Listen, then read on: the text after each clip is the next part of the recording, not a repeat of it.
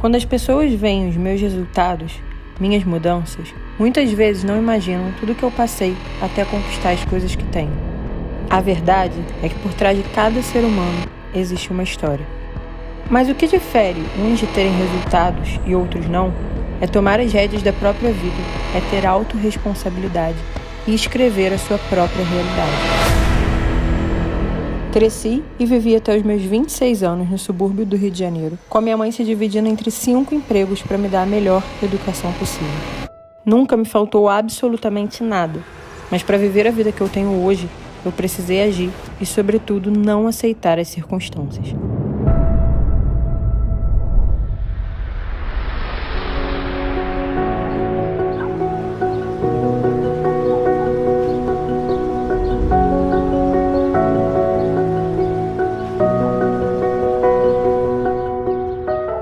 E a minha rotina durante 2 anos era praticamente essa que eu vou te mostrar agora. Eu morava aqui, na casa da minha avó, mais precisamente na casa de cima. E todos os dias eu saía daqui de manhã cedo para ir para os 2 estágios e para a faculdade. Então eu passava praticamente o dia inteiro na rua.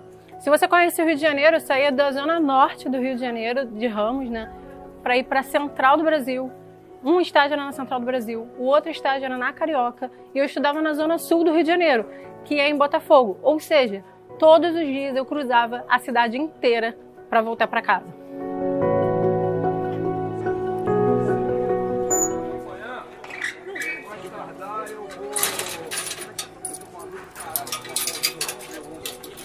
E era uma rotina muito cansativa, porque normalmente eu saía daqui 7, 7h30 da manhã para chegar no centro às 9.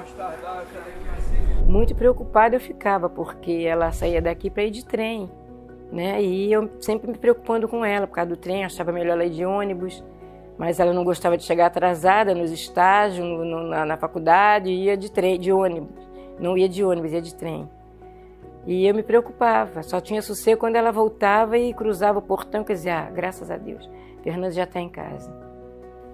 Eu sempre falo, né, que a gente colhe aquilo que a gente planta. Eu acho que ela plantou o que ela está colhendo hoje, né?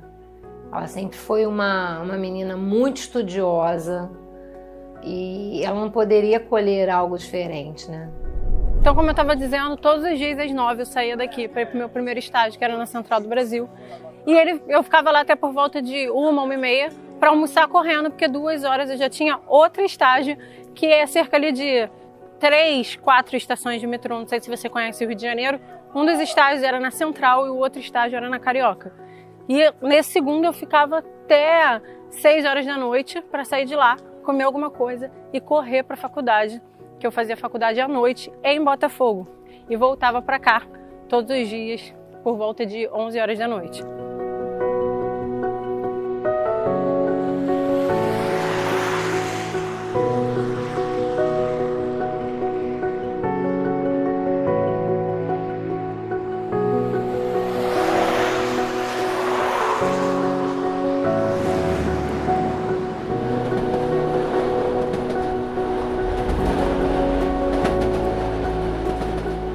E essa aqui é a estação de Ramos, exatamente onde eu pegava o trem todos os dias. Eu não sei se você conhece, mas o Rio de Janeiro, o trem é o seguinte: ou você se antecipa para você pegar o trem um pouco antes do teu horário, ou se acontecer qualquer problema no trem, você tá ferrado, porque assim, vai demorar muito para passar, você vai perder o teu horário, ou o seguinte, dependendo do horário, no horário do rush, o trem vai assim, ó, abarrotado, muito cheio, você vai tipo uma sardinha enlatada. É guerra para tu entrar e é guerra para tu sair.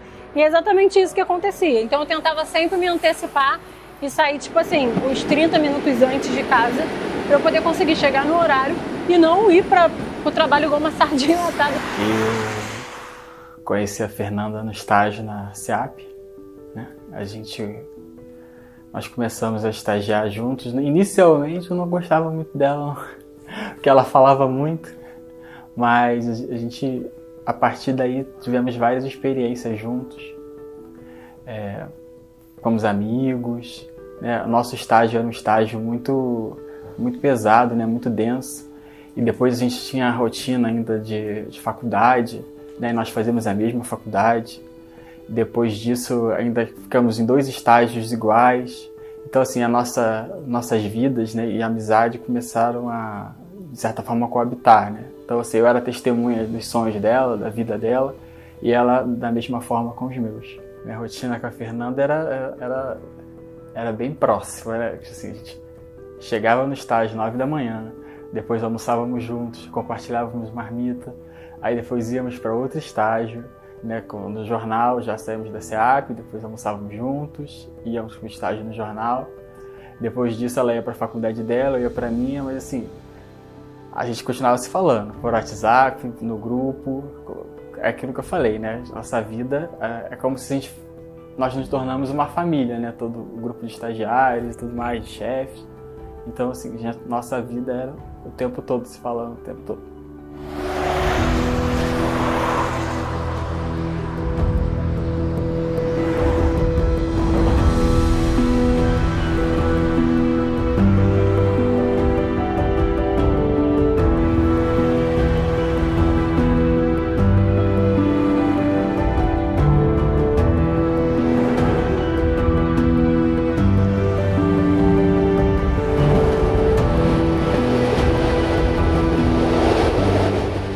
Essa aqui era a minha primeira parada, mais precisamente na Central do Brasil. Aqui em cima tem um prédio onde funcionam várias secretarias de governo do estado, e eu trabalhava em uma delas. Trabalhava na assessoria de comunicação da Secretaria Penitenciária de Governo do Rio de Janeiro. Se você não sabe, basicamente eu assessorava todos os presídios do Rio de Janeiro, né? Trabalhava nessa equipe que assessorava todos os presídios.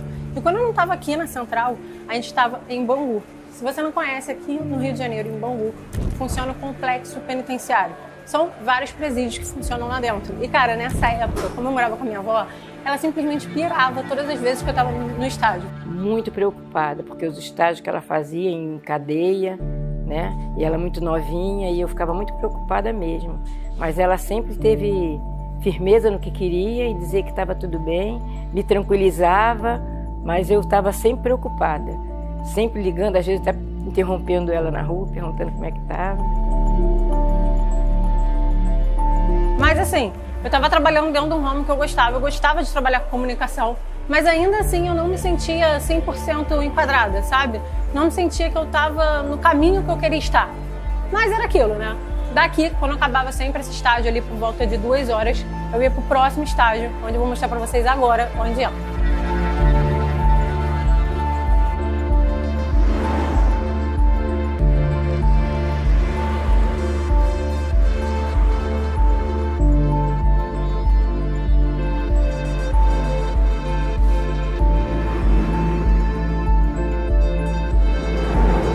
Essa aqui era a minha segunda parada de todos os dias. A Carioca, o Largo da Carioca aqui no Rio de Janeiro. É bem próximo à Central, mas é um trajeto ali que andando eu demorava cerca de 20 minutos e às vezes eu preferia fazer ele andando para não ter que pegar mais um transporte.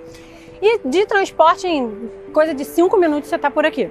E aí eu trabalhava nesses prédios enormes que tem por aqui, num jornal.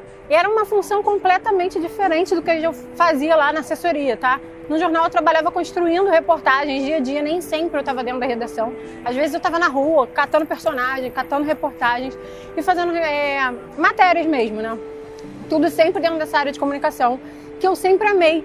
E nessa mesma época, assim, até em relação à faculdade e aos meus próprios estágios, eu falei para vocês, eu não conseguia me encontrar 100% dentro do que eu fazia, mas eu sabia que eu iria fazer alguma coisa voltada para a comunicação. Então aqui eu ficava aqui na Carioca até por volta de 6h30 ali da noite, né? Onde eu ia para a faculdade todos os dias. E a minha faculdade era na zona sul do Rio de Janeiro. Você vai perceber aqui que o contraste que existe no Rio de Janeiro, da zona norte para a zona sul, do subúrbio para a zona sul, é muito grande. Nós estamos aqui no centro do Rio de Janeiro e agora eu vou levar para você para te mostrar onde era a minha faculdade, em Botafogo, zona sul do Rio de Janeiro.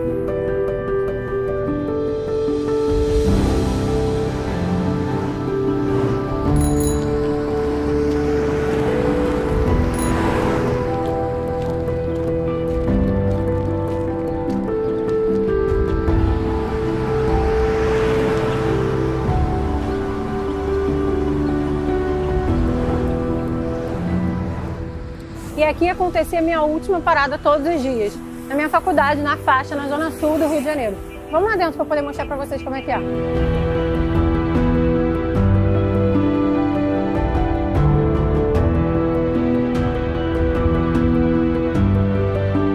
E aqui sempre se finalizava a minha rotina de todos os dias. Depois dos 2 estágios, de cruzar a cidade, eu vinha parar aqui na Zona Sul do Rio de Janeiro, na faculdade, para estudar.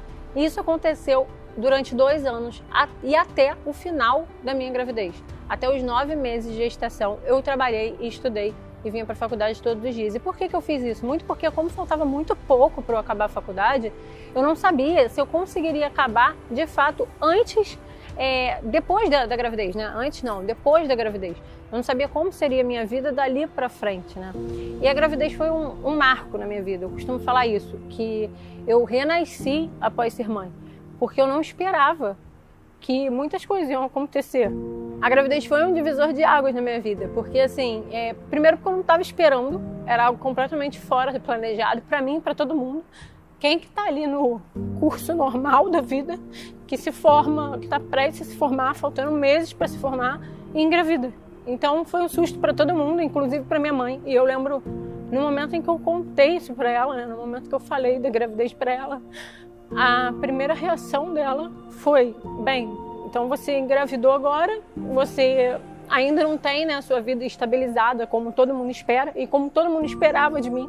Então agora é o momento de você pegar as suas coisas e de repente viver a sua vida, construir a sua vida. Eu sei que ela não fez isso com o teor de me tirar de casa, sabe? Hoje eu enxergo isso, mas no momento para mim foi muito difícil. Porque além de ver a minha vida sendo transformada pela gravidez, de não saber o que aconteceria na minha vida depois, porque eu era estagiária até então, né? Eu fazia 2 estágios e eu não tinha nenhuma previsibilidade de futuro. Eu não sabia o que de fato ia acontecer na minha vida, o que ia acontecer depois. Beleza, tô grávida, minha filha vai nascer, e aí? O que vai ser depois? Eu não fazia a mínima ideia. E além disso também eu precisei mudar minha vida inteira. E foi nessa época, assim, no final já da minha gravidez, quando eu já estava finalizando também, parando, né, acabando os estágios, acabando o meu tempo dos estágios e já finalizando os estudos para poder me dedicar à gravidez, que eu me mudei, eu fui morar na casa do pai do Deco, do meu sogro, e que apesar dele sempre ter sido muito carinhoso com a gente, ter sido muito receptivo comigo, né, me tratado muito bem, era aquilo, estava tudo mudando, a minha vida inteira estava mudando. E lá não era a minha casa, não era o meu habitat, não era o lugar onde eu me sentia à vontade, onde eu me sentia em casa para viver. Então foi um período muito difícil, assim, né? E além disso, além de todas essas mudanças, a partir do momento que eu engravidei, que eu tive minha filha, que minha filha nasceu, eu não tinha mais R$1. Eu não tinha mais a minha previsibilidade financeira, né? Para tudo ali eu iria depender do Deco, e a nossa única fonte de renda era o trabalho dele, era a fonte de renda dele. Na época ele trabalhava com o táxi do pai dele, ele era taxista aqui no Rio, e dali que vinha, assim, realmente toda a nossa fonte de renda.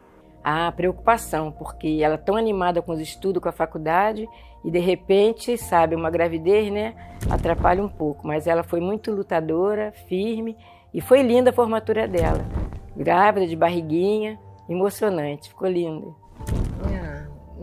Assim, a gente é pega de surpresa, né? Naquele primeiro momento, a gente sempre brincava muito, ela dizia pra mim assim: mãe, tô grávida. E eu brincava: eu também. Quando ela falou: mãe, tô grávida, eu falei: eu também. Ela veio com o exame: mas eu tenho um exame. Aí, assim, no primeiro momento a gente imagina uma porção de coisas, né? O futuro que poderia ter sido interrompido em relação aos estudos, a progredir. Eu sempre falava para ela: não pode parar, você agora vai ter que assumir essa responsabilidade. Mas ela deu conta do recado direitinho, foi difícil, né? O que ela fazia, os estágios onde ela fazia, que era na penitenciária, num jornal também, era bastante difícil para ela, já com a barriga da Manu bem grande, mas ela foi bem firme. O maior medo era ela realmente não dar continuidade aos estudos, né? A minha preocupação é que ela parasse a faculdade.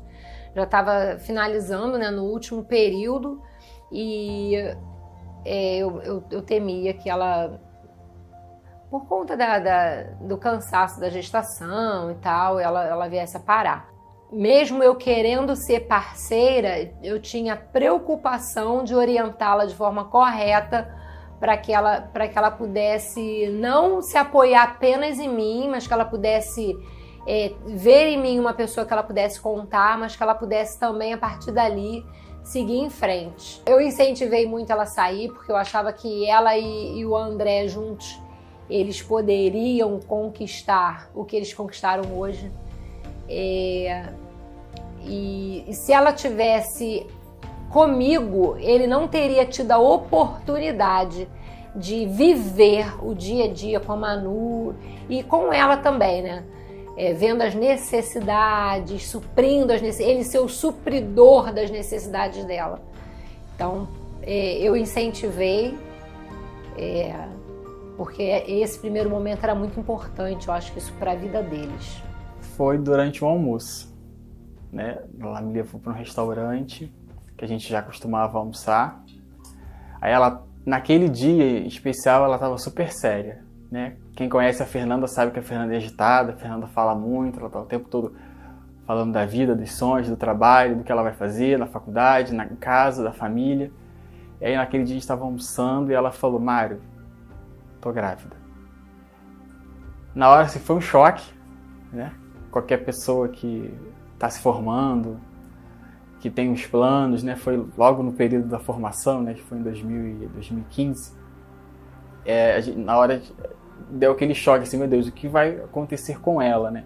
Assim, como amigo, no primeiro momento eu senti aquela notícia como algo muito ruim, né? Para o futuro dela. Hoje eu vejo que isso faria parte da história dela, né? Talvez ela não chegasse aonde ela chegou, se eu não tivesse tido a Manu, se não tivesse tido esse impulso, né? De batalhar de uma forma que ninguém faria isso por ela. E ela falou aquilo e sabendo de tudo que ela estava vivendo naquele período, de todos os planos que ela tinha, né, como testemunha, né, que eu falei assim, cara, isso vai ser uma barra, vai ser muito difícil, mas conta comigo, né, conta comigo. Ela estava assim, super séria, um pouco reticente, né, com algumas coisas, ainda algumas questões. Afinal, ninguém, né, se eu vai virar mãe, se formar, o que o Deco vai achar? E aí eu falei, não, fica calmo, vai dar tudo certo, todo mundo vai te apoiar, você vai ter uma rede de apoio muito grande, né? Você é a Fernanda, sabe? Não deixa essa peteca cair. E ela levou de cabeça erguida, né? Ela continuou trabalhando, com aquela barriga imensa, pegando metrô, pegando trem. E aí a Manu nasceu, linda, né? Construiu a família dela e ela, diante de toda aquela crise, de todo fechamento de porta, né? Porque ninguém dá emprego, né, para uma pessoa com uma criança, ela resolveu empreender. Então assim, ela fez a história dela como ninguém conseguiria fazer, sabe? Acho que nenhuma empresa hoje daria para Fernanda o que ela conseguiu sozinha. Então assim, ela fez o nome dela, fez a história, ela empreendeu como assim, ninguém, vou dizer, do nosso grupo, do nosso ciclo social próximo, né, de nós, durante todo o período de formação acadêmica, conseguiu, sabe? Então assim, ela é hoje inspiração, ela é hoje motivo de orgulho pra gente, né? E pra, sei lá, tantos mil aí pelo Brasil agora, né? Hoje eu vejo a Fernanda como uma mulher forte, mais forte do que ela foi, do que ela já foi, né, anos atrás, determinada e com um futuro brilhante. Eu acho que a Fernanda é imbatível. Gente, acho que ninguém faz marketing digital, ninguém trabalha com infoprodutos, ninguém trabalha com internet igual a ela.